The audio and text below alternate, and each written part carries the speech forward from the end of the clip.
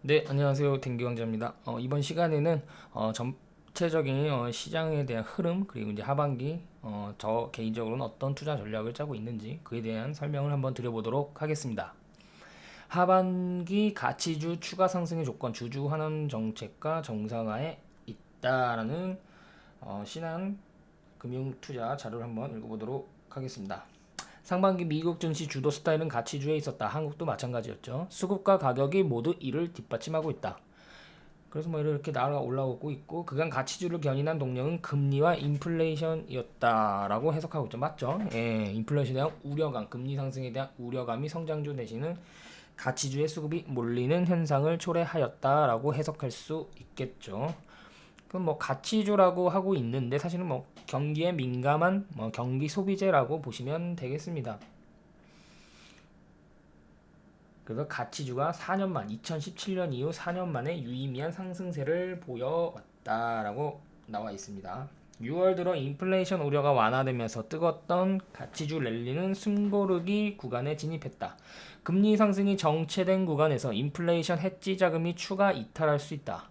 하반기 이후에 가치주 추가 상승 여력과 모멘텀을 살펴볼 시점이다. 뭐 주주 환원 정책 뭐 이런 얘기가 나오는데 뭐 큰 의미는 없다고 보고요.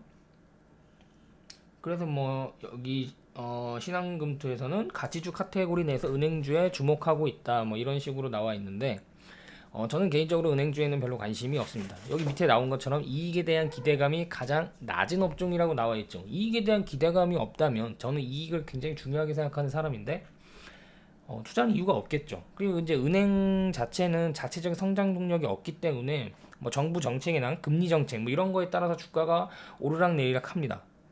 근데 이제 개인 투자자가 금리, 유가, 환율 이런 거는 맞추기가 뭐 예상하기가 상당히 어려운 문제죠. 그리고 이제 금리, 유가, 환율을 맞추려면 시황을 봐야 되는데 시황을 맞춘다는 게 상당히 불가능하다. 확률이 떨어진다고 보기 때문에 은행주 투자는 상당히 어렵다. 그 돈으로 차라리 돈 잘 버는 기업에 투자하는 게 낫지 않겠나. 저는 그런 생각을 갖고 있습니다. 뭐 은행주도 뭐 경기가 좋아지면 주가는 오르겠죠. 네, 뭐 그런 이야기를 하고 있는 것 같고요. 그 다음에는 이제 하나 금융투자 이야기를 한번 들어보도록 하겠습니다. S&P 500 기준으로 보자면 아직까지 성장주의 뚜렷한 이익 모멘텀이 가치주 대비 관찰되고 있지 않은 상황. 그러니까 주가가 안 오르고 있겠죠. 만약에 성장주 뚜렷한 이익 모멘텀이 나오기 시작한다, 그럼 이미 주가는 그 기대감을 반영하면서 주가가 올라가고 있을 겁니다. 그래서 뭐든지 개인 투자자들은 뭐든지 확인하고 들어가려면 매수 시점 자체가 굉장히 난이도가 어려워질 수밖에 없죠. 그래서 주식 투자는 미래 예측의 게임이다라고 하는 것이고 뭐 올해 상반기 조선주를 보면 아시겠죠. 금융 애널리스트들이 무슨 말을 하였습니까? 성과가 올라야 뭐 이익 모멘텀이 생기고 주가가 상승할 수 있는데 지켜보자라는 의견이 상당히 많았는데 이미 성과가 반영되기도 전에 주가가 올라가 있고 그 다음에 이제 성과가 오르기 시작했습니다. 그럼 지금은 무슨 이야기를 하느냐? 지금 무슨 이야기를 하죠? 성과가 올라도 주가 또한 올랐기 때문에 뭐 가격 밸류에이션에 대한 매력도는 사라진다라고 또 말씀을 하고 계십니다. 그러니까 주가가 오르기 전에는 성과를 확인해야 된다고 주가 뭐 어렵다고 그러고 지금은 주가가 이제 올라서 밸류에이션 매력이 크지 않다라고 얘기를 하고 있습니다. 그러니까 개인 투자는 어떻게 해야 될까? 결국 미래를 예측해야 됩니다. 근데 그 미래를 예측하는 게 무슨 경제학자만 예측할 수 있는 게 아니라 앞으로 경기가 좋아지고 뭐 글로벌 정부가 돈을 풀면 물동량이 늘어나고 성과가 증가할 수 있겠구나 이런 식으로 미래를 예측한 다음에 주식을 먼저 사는 겁니다. 특히 경기에 민감한 소비재 같은 경우에는 미래 예측이 훨씬 더 중요할 수가 있겠죠. 모든 걸 확인하고 산다. 경기가 좋아지고 모든 지표들이 다 오른 다음에 확인하고 주식을 사겠다고 하면 매수 시점이 상당히 어려워지는 것이죠. 왜냐하면 주가가 그에 반응해서 먼저 올라가 주기 때문입니다. 그럼 지금 이 말도 사실은 뚜렷한 이익 모멘텀이 보이지 않기 때문에 그때 사야 된다고 저는 생각을 합니다. 이게 뚜렷한 모멘텀을 확인하고 살려면 굉장히 어려워진다는 거죠. 그래서 이쪽 필자는 그 전까지 경제 개방 내수주 중심 로테이션 장세가 진행될 가능성이 높다. 이 말은 무슨 말이냐면 내수 중심의 소비재 이런 기업들이 이제 뭐 코로나 뭐 백신 맞고 뭐 이러면 보복 소비, 보복 소비 관련 카테고리라고 보시면 되겠죠. 이쪽으로 이제 주가가 오를 것이다. 라고 본 거죠.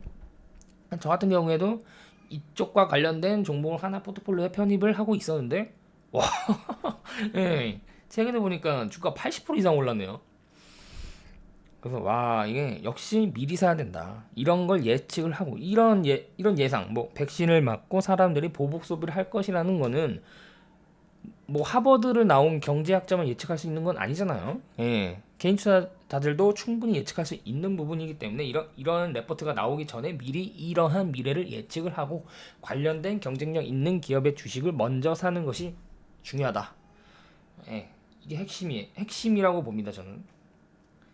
그다음 이제 하나투자증권 레포트를 보시면 투자의 나라라고 써 있네요.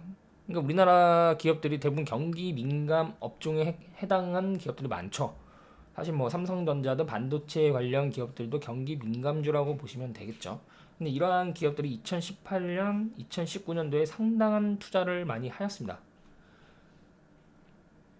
그리고 코로나를 맞이했고 이제 제가 저번 포스팅에서 한 것처럼 그 가장 경제 큰 위기가 오면 주식시장은 투자가 늘어나는 거, 앞으로 뭐 수요가 늘어나는 거, 이쪽을 먼저 주가를 땡기는 경향이 많더라. 98년에도 그렇고 2008년에도 그랬고요. 2008년도에는 수요가 증가하고 투자가 증가하는 쪽이 바로 자동차였죠. 그래서 자동차 쪽을 주가를 땡기더라. 이번에는 2차 전지를 땡기더라. 반도체를 땡기더라. 뭐 이런 식으로 이제 가던 흐름이었죠. 근데 올해는 약간 역전이 됐죠. 예, 올해는 약간 금리와 인플레이션 이쪽이 이제 시장의 그 이슈를 다 잡아 먹으면서 이런 기존 작년에 올라왔던 뭐 반도체나 2차 전지 쪽보다는 뭐 조선, 철강, 화학 뭐 이런 쪽 경기에 민감한 업종에 속해 있는 종목들의 주가 흐름이 좋더라. 그럼 과연 올해 하반기 내년에도 이러한 흐름이 이어질 수 있겠느냐? 이제 이런 거 이제 고민을 해봐야겠죠. 뭐 경기 민감주 같은 경우에는 지금이 끝이기보다는 지금 한 6개월, 8개월 동안 지금 예를 들어서 삼성전자 쉬고 있잖아요. 그런 것처럼 경기 민감주도 그런 6개월, 8개월 동안 쉬는 흐름이 나올 수 있다. 그래서 이 쉬는 동안 여기 레포트에도 말한 것처럼 이런 뭐 삼성전자를 포함한 IT, 반도체, 2차전지 이런 쪽에 이익 모멘텀이 계속 살아줘야 이쪽에 부족한 부분을 이쪽 소위 성장주 섹터에서 만회할 수 있을 것이다라고 나와 있어요. 근데 저도 그 확률이 높다고 보는 게 이익이 좋습니다. 예. 기업들의 실적을 사업 보고서를 통해 살펴보면 이익들이 굉장히 좋아요. 2차전지도 그렇고 반도체 쪽도 그렇고 이익이 꺾이는 흐름이 나오지 않고 앞으로도 뭐 2분기, 3분기 다 괜찮을 것 같아요. 그래서 올해는 오히려 지금 상반기가 끝난 시점에서 보면은 주가 오른쪽보다는 주가 오르지 않은 쪽 그쪽이 조금 더 밸류에이션 매력이 있지 않을까 저는 그렇게 생각하고 투자 전략을 짜고 있습니다. 여기 나왔던 부분이에요. 제가 설명한 부분이고 그래서 그렇게 해야 뭐 코스피도 뭐 신고가를 기록할 것이다 그런 이야기고요.